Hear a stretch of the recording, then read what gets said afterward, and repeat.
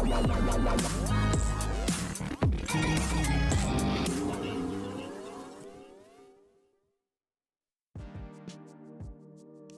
Everyone, you are watching serial से आपा, जहाँ पे मिलती है शो से जुड़ी अमेजिंग अपडेट। बात करते हैं दंगल टीवी पर टेलीकास्ट होने वाला आप सबका मनपसंदीदा टीवी सीरियल इश्क की दास्तां नागमणि की। तो गाइज, आज रात के एपिसोड में दिखाया जाएगा कि दामिनी पर चूहे अटैक कर देंगे, जिसे देखकर पार्वती खुद हैरान रह जाएगी कि आखिर ये चल क्या रहा है। तभी सबसे बड़ा शौक दामिनी को तब लगेगा जब उसे सामने अपने गणेश जी नजर आएंगे। ये देखकर खुद पार्वती भी हैरान होगी कि स्वयं गणेश जी ने यहाँ पर दामिनी की बुराइयों का खात्मा करने के लिए वो प्रकट हुए हैं। लेकिन जैसे ही गणेश जी अपनी वार करने वाले होंगे दामिनी पर, वो रुक जाएंगे और कहेंगे कि नहीं, मैं तुम्हें सज़ा नहीं दूंगा, क्योंकि अभी तुम्हारे पुराने कर्म बाकी हैं।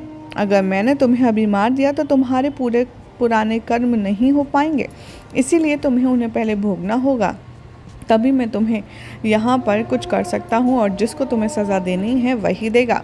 और गणेश जी वहाँ से चले जाते हैं। ये देखकर दामिनी काफ़ी ज़्यादा हैरान परेशान होती है कि क्या ये उसका वहम था या वाकई में गणेश जी आए थे। वो यहाँ पर उसकी जो पीड़ा है उसे कंटिन्यू करते हैं और चले जाते हैं। यहाँ पर पार्वती गणेश जी के आगे हाथ जोड़ती है और वो अदृश्य हो जाते हैं। तभी दामिनी को देखकर पार्वती को बहुत ज़्यादा गुस्सा आता है और दामिनी यहाँ दर्द में चिल्ला रही होती है। तभी दामिनी को देखकर पार्वती को अपनी और उसके सारे गुड मोमेंट्स याद आते हैं, जहाँ पर कैसे उसने पार्वती को अपनी बहन के रूप में माना था और दामिनी को पार्वती ने अपनी बेस्ट फ्रेंड, अपनी बहन सब कुछ माना था। और वो सोचती है कि न जाने मेरे साथ ऐसा क्यों हुआ। उसे सारी पुरानी बातें याद आती हैं कि कैसे दामिनी ही थी जिसने उसकी प्यार की जान ली, उसकी जान ली। इतने में चाची की एंट्री होती है और वो दामिनी को देख कर के पूछती है कि जीजी, ये क्या हो गया आपको। तभी जैसे ही दामिनी आँख खुलती है, वो देखती है कि ना तो वहाँ पार्वती है और ना ही वहाँ गणेश जी हैं। और ये देख कर के वो काफ़ी ज़्यादा हैरान परेशान हो जाती है।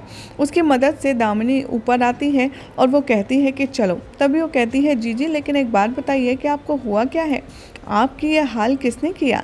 तभी दामिनी यहाँ पर कहती है कि कुछ नहीं। इधर नाग पुरुष के पास जाती है पार्वती और उसको बताती है कि मुझे पता चल चुका है कि दामिनी ही मोहिनी है।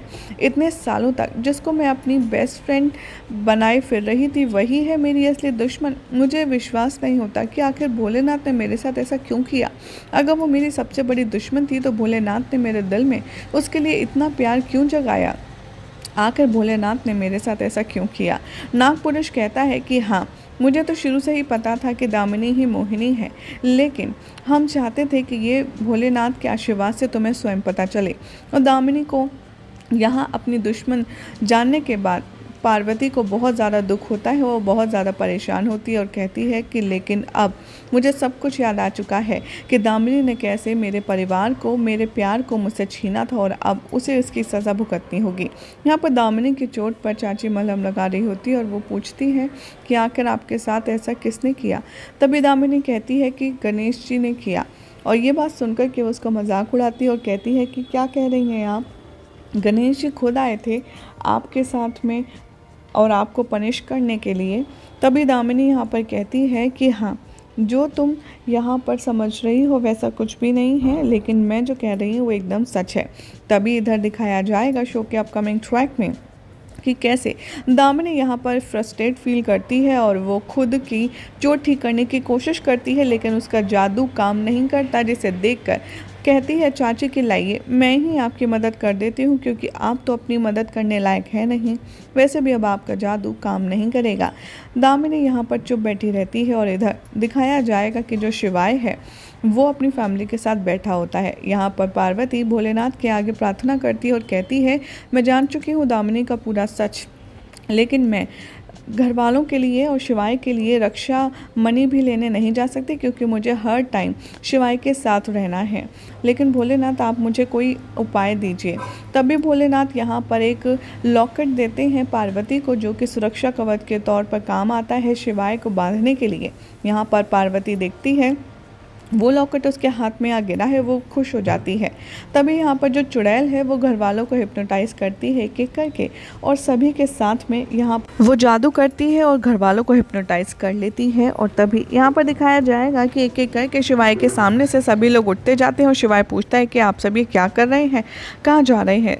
दामिनी सबके गले में फांसी का फंदा डाल देती है और तभी वो अपनी डाकनी का रूप लेकर के शिवाय के सामने आती है। यहाँ पर पार्वती सुरक्षा कवच लेकर के आ रही होती है और तभी यहाँ पर शिवाय को पता चलता है कि दामिनी आ चुकी है और उसको ले जाने की बात कर रही है। शिवाय यहाँ पर कोशिश करता है कि पार्वती के आने से पहले वो कहीं ना हिले, लेकिन दामिनी उसको जादू से अपनी बैंगल में कैद कर लेती है और पार्वती के आने से पहले उसको ले जाती है। यहाँ पर पार्वती आकर के देखती है, शिवाय को ढूंढती है, वो कहीं नहीं मिलता। दूसरी तरफ दिखाया जाएगा कि दामिनी की हरकतों का पार्वती को अंदाज़ा होता है और वो पार्वती को हर जगह ढूंढती है। तभी पार्वती अपने कमरे में मिलती है और वो कहती है कि बताओ तुमने शिवाय के साथ क्या किया। तभी इधर दिखाया जाएगा फ्लैशबैक में कि कैसे दामिनी ने यहाँ पर शिवाय को अपनी बैंगल से निकाल करके एक शेल में बंद कर दिया है, जिसमें वो कहती है कि तुम यहाँ सुरक्षित रहोगे और जब तक मैं नहीं चाहती तब तक तुम बाहर नहीं आ सकते।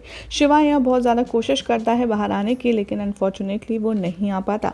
और तभी दिखाया जाएगा कि उसकी हेल्प भी भोलेनाथ करते हैं और यहाँ पर शिवाय जैसे तैसे करके उस कैद खाने से बाहर आ जाता है। यहाँ पर पार्वती कहती है कि मैं अच्छे से जानती हूँ शिवाय को, तुम ही ने कुछ किया है मोहिनी, और मैं हर हाल में शिवाय को अपने पास वापस ला कर रहूँगी। यहाँ दिखाया जाएगा कि जैसे जैसे पार्वती यहाँ दामिनी को फॉलो करती है, दामिनी को वो अपने जाल में फंसाने की कोशिश करती है और उसके सामने एक जादुई कांटे रखती है, जिससे उसे पता चल जाएगा कि शिवाय के साथ उसने क्या किया है। और दामिनी जैसे ही उस कांटे पर पैर रखती है वो बेहोश हो जाती है और तभी पार्वती कहती है कि अब मैं पता लगा लूँगी कि तुमने शिवाय के साथ क्या किया है।